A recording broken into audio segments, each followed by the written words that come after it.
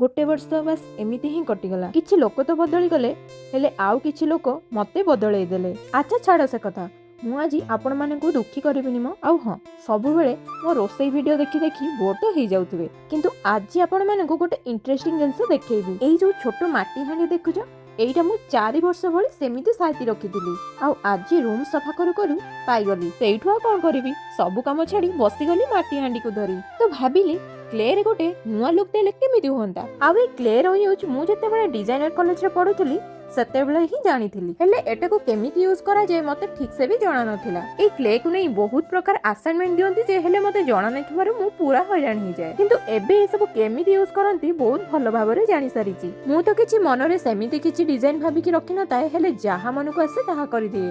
बस फेविकॉल ले मार्क देई देली आ तापरे रोल करथिबा क्ले को लगेई चालिली। टेक्सचर टिके भलो देखा जिबा पई सेथिरे मार्क भी देई देली। क्लेटी हार्ड हे गला परे सेथिरे व्हाइट रो बेस कलर देई छाडी देली। देन यार नेक्स्ट पार्ट सीरियसली बहुत इंटरेस्टिंग, जस्ट कि आपण माने अपेक्षा रे रहंतु।